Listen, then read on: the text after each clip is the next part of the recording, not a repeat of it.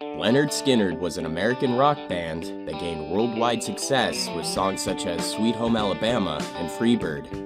The band was originally formed in 1964 in Jacksonville, Florida, under the name My Backyard. The founding members were singer and songwriter Ronnie Van Zant, guitarists Alan Collins and Gary Rossington, drummer Bob Burns, and bassist Larry Junstrom. The band went through a couple more name changes before deciding on Lynyrd Skynyrd in 1969. The name was a mocking tribute to their old high school PE teacher named Lynyrd Skynyrd, who was known for his strict rules against long hair. On October 20th, 1977, the band boarded a Convair CV-240 airplane that was scheduled to fly them from Greenville, South Carolina to Baton Rouge, Louisiana, for a concert taking place the following night. The current members at the time were Ronnie Van Zant, guitarist Steve Gaines, Alan Collins, and Gary Rossington, drummer Artemis Pyle, bassist Leon Wilkeson, and keyboardist Billy Powell. The band also had 3 female backup singers known as the Honkettes, which included Leslie Hawkins, JoJo Billingsley, and Steve Gaines' sister, Cassie Gaines.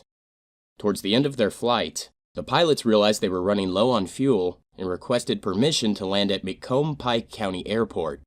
However, the aircraft ran out of gas before it could reach the runway and began to fall 6,000 feet out of the sky. The pilots attempted an emergency landing in a heavily forested area 5 miles northeast of Gillsburg, Mississippi, but the plane's landing gear caught the top of some pine trees, which caused the aircraft to go into a nosedive towards the ground. Singer Ronnie Van Zant, guitarist Steve Gaines, backup vocalist Cassie Gaines, assistant road manager Dean Kilpatrick, pilot Walter McCreary, and co-pilot William Gray were killed on impact. Van Zant died from blunt force trauma to the head caused by flying equipment inside the plane. He had a quarter-sized bruise on one of his temples. According to Artemis Pyle, one of the pilots was decapitated. The other 20 passengers on board were all injured. Guitarist Alan Collins suffered 2 cracked vertebrae in his neck, and both Collins and bassist Leon Wilkeson nearly had arms amputated as a result of crash injuries. Wilkeson also suffered severe internal injuries, including a punctured lung, and had most of his teeth knocked out. Gary Rossington suffered broken bones in both of his arms and legs. Backup singer Leslie Hawkins broke her neck in 3 places and received severe lacerations to her face. Keyboardist Billy Powell almost had his nose torn off and suffered severe lacerations on his face. The crash had taken place at night, and there was no fire due to very little fuel remaining in the plane, which made it difficult to see the accident. 2 of the band's crew members and drummer Artemis Pyle, who was suffering from several broken ribs, set out to find help for their friends. The 3 stumbled onto a farm owned by a man named Johnny Moat, who thought the men were escaped convicts. At the same moment Moat gave out a warning to stay back, Artemis Pyle claims he lost his footing and began to stumble forward. Shortly after, Johnny Moat fired a warning shot into the air, and Pyle claims the warning shot struck him in the left shoulder. After the gunshot, Pyle yelled out, "Plane crash!" Moat then realized his mistake and set out to help the injured along with Pyle and the 2 crew members. To this day, Moat maintains he did not shoot Artemis Pyle and only fired a warning shot into the air. In a 1997 VH1 documentary, keyboardist Billy Powell claims Cassie Gaines' throat was cut from ear to ear, and that she died in the arms of both Artemis Pyle and Billy Powell before Pyle left to find help. Multiple band and crew members denied these claims, including Ronnie Van Zant's wife, Judy Van Zant Jeunesse, who posted the autopsy reports of the deceased members on the band's website in 1998, which made no mention of Gaines' throat being cut. The National Transportation Safety Board determines that the probable cause of this accident was fuel exhaustion and total loss of power from both engines due to crew inattention to fuel supply. Contributing to the fuel exhaustion were inadequate flight planning and an engine malfunction of undetermined nature in the right engine, which resulted in higher than normal fuel consumption.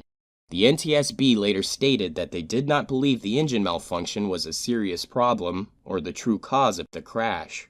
A toxicology report found no signs of drugs or alcohol in either of the pilots.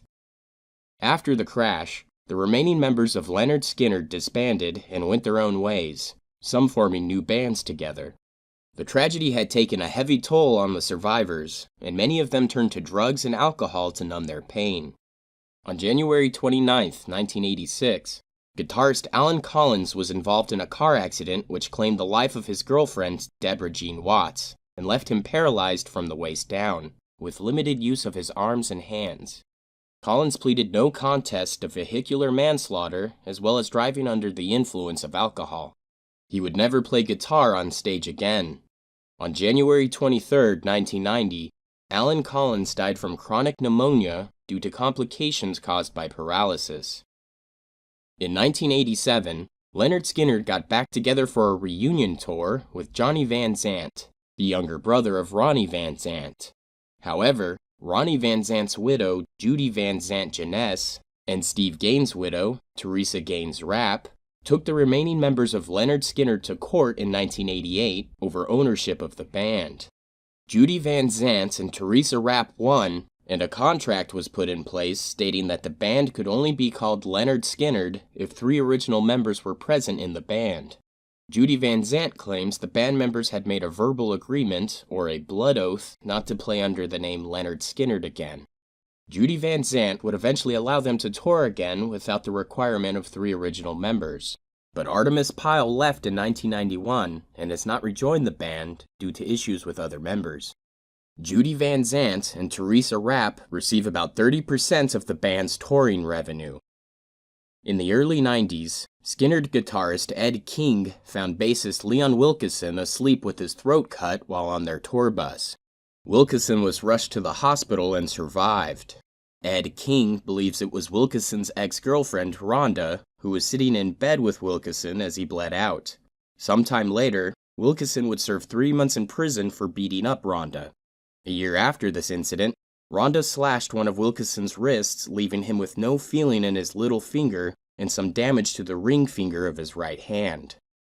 Wilkeson was found dead on July 27, 2001, in a Florida hotel room. He was 49 years old. Wilkeson had apparently been suffering from chronic liver and lung disease. His death was attributed to complications with emphysema. In March 2006, Lynyrd Skynyrd was inducted into the Rock and Roll Hall of Fame, along with Black Sabbath, Blondie, Miles Davis, and the Sex Pistols. On January 28, 2009, keyboardist Billy Powell was found dead from an apparent heart attack after reporting to 911 that he was having problems breathing. On April 3, 2015, drummer Bob Burns died in a car accident after his car went off the road and struck a tree in Cartersville, Georgia. In 2017, Judy Van Zant took Artemis Pyle and Cleopatra Records to court to stop their production of a Lynyrd Skynyrd movie based on the 1977 plane crash. The case was given to the same judge that presided over the 1988 Lynyrd Skynyrd trial. On August 28, 2017, U.S. District Judge Robert Sweet ruled in Judy Van Zant's favor and blocked distribution of the film. Although it has suffered multiple tragedies and constant conflicts with band members over its 5 decades of existence, Lynyrd Skynyrd remains an icon of Southern rock and a legend in music history.